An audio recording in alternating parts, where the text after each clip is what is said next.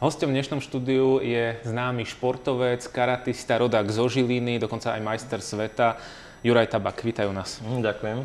Juraj, spomenul som viacero charakteristík teba ako športovca a zároveň ty si sa nedávno stretol s jedným veľmi známym hercom. S kým to bolo a pri akej príležitosti? Bolo to s Jeanom-Claudom Van Dammom. Je to známy herec v oblasti bojových umení.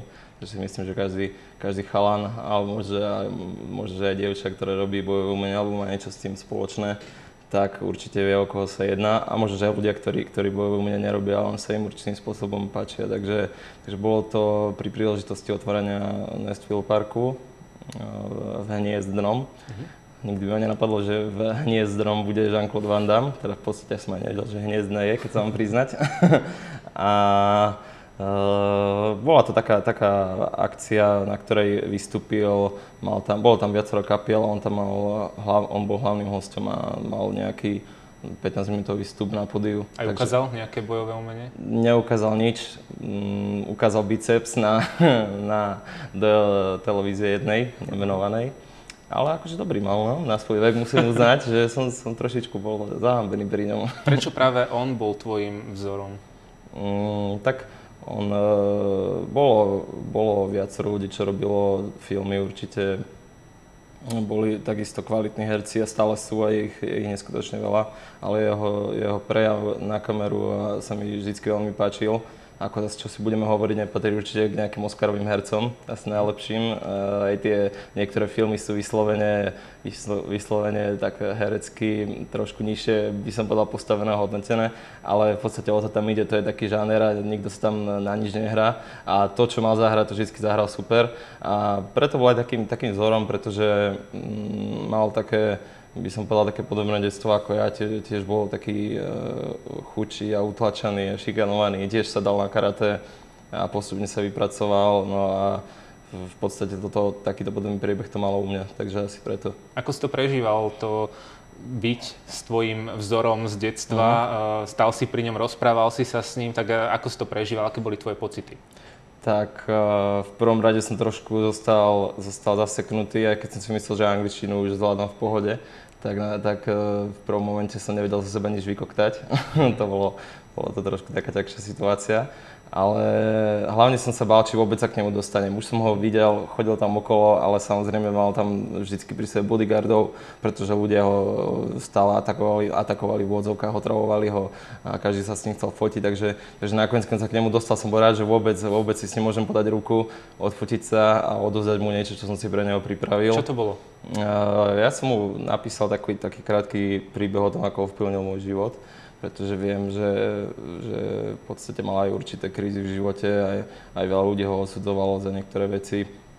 Zase si nefandím, že teraz som mu nejak zlepšil náladu tým, ale ja som mu chcel odozdať určité v podstate také poďakovanie za to, čo robí a že určite ovplyvnil život viacerým ľuďom týmto. A dal som mu tam aj nejaké CD s mojím zostrihom, že v podstate, aký som bol kedysi, aký som teraz, ako naozaj ovplyvnil môj život v pozitívnom slova zmysle. A takisto som mu tam dal taký zostrih z tých krátkych filmov, ktorý som hral. A napísal som mu, že keď bude chcieť, že vám môže niekedy angažovať. On chystá aj nejaký ten nový film, tak možno sa tam objavíš pri ňom, či to už je hotový film? To už je hotový. Ja uvidíme, no ja si počkám na tie asi s nižším rozpočtom, čo budem mať možno nejakú bočnú úlohu, kde tam dostanem, pod neho by som dostal. Ale ty tiež robíš nejaké filmy, aké sú to? Tak zatiaľ takého kratšieho formátu. Začínalo to tak amatérsky, v podstate totálne neziskové filmy, potom pre taký internetový portál Medzinárodný s bojovými umeniami. Tam bolo zo pár takých kratších filmov, no a teraz v poslednom dobu je to trošku to stagnuje, som sa venoval iným veciam, podnikaniu, ale tak uvidíme, či zase to rozbehne. Ale tak sám vieš, ako je to na Slovensku s točením filmov a obzvlášť filmov tejto kategórie, takže... Toto je tiež z točenia filmu? Toto nie, toto je z fotenia. Z fotenia, no tak poďme si povedať, ako prebiehalo takéto fotenie. Týmto zdravím môjho sparinga Jančiho Garabika. Vyzerá byť veľmi nadšený. Je veľmi nadšený, boskáva mi rukavicu, ako máte možnosť vidieť. Trvalo to koľko takýto záber natočiť, respektíve fotografiu? Je to záležitosť nejakých pár minút alebo niekoľkých Určite nie. hodín? Keď sme robili sme set fotografií, z ktorých vyšlo, ja neviem, že sme tam odfotili okolo 500-600 záberov a vyšli nakoniec, myslím, že 5 alebo 6. A trvalo to okolo 4 hodiny, takže naozaj sme sa namakali. Nechcem hovoriť, ako som mal svalovicu a chudák Janko, ako mal hlavu asi potom obuchanú, ale konkrétne tento záber, ja neviem, sme to robili, myslím, že takých 20-30 krát som musel udrieť, kým naozaj to bolo zachytené ten moment, že... Vyzeráš byť nadšený ale na tie fotografie. Ja som vždycky nadšený, keď trafím niekoho. Takže venuješ sa aj naďalej karate. Jasne. Pripravuješ sa na nejaké ďalšie súťaže?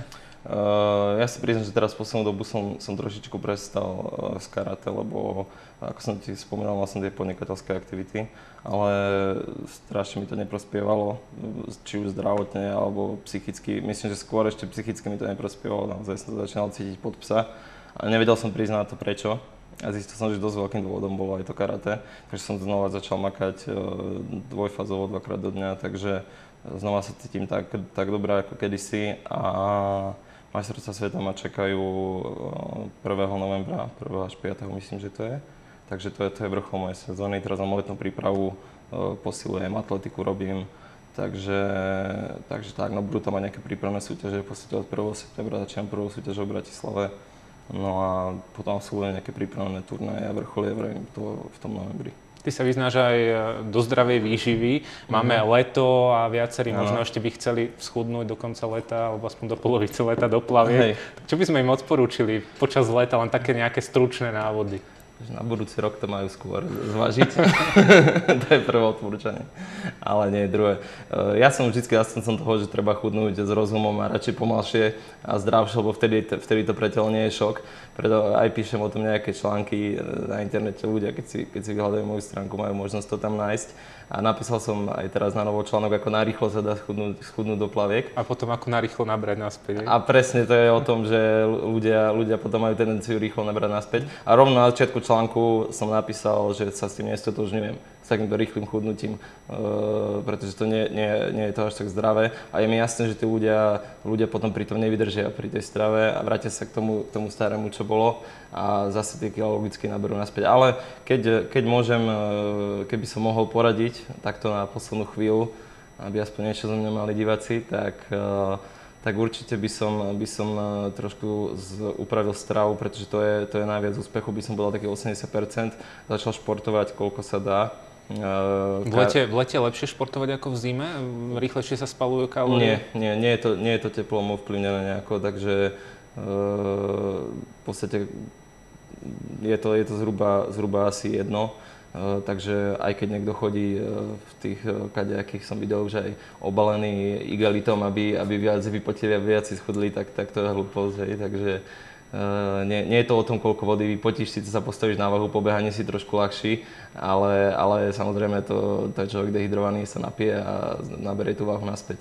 Takže určite dodržovať stravu a základ stravy je pravidelnosť, čo hlavne ľudia teraz v tejto dobe nemajú čas sa poriadne nájsť, tak pravidelnosť, to znamená dať si aspoň 5 jedál za deň, kvalitných samozrejme. No a do toho sa snažiť športovať, kardiotréningy najviac, to je beh, korčule, bicykel, čo teraz v tomto počasí je úplne ideálne. No teraz je možno až moc teplo, a tak po večeroch je to ideálne. Takže každý deň sa snažiť si nejako zašportovať, pol hodinu až hodinu toho kardia, rozdeliť si tú stravu do 5 jedál do dňa a vybrať si rozumné potraviny, to asi takto narýchlo, pretože to je záležitosť, ktorá vyslovene každému šije na mieru taký jedálniček, keď potrebuje rýchlo schodnúť, tak aspoň niečo. Takže stručné návody od Juraja Tabaka, zároveň sa stretol aj so svojím idolom Jeanom-Claudom Van Dammom. Kto to bude ďalší? S kým by si sa chcel stretnúť s ďalším? Tak v podstate mám veľmi rád aj Isaaca Florentina, to je jeden režisér, ktorý robí filmy, aj so Jeanom-Claudom Van Dammom robil. Ľudia ho určite nepoznajú, pretože nie je to taký známy režisér, robí takéto bojové filmy. No a s ním som aj v kontakte na Facebooku.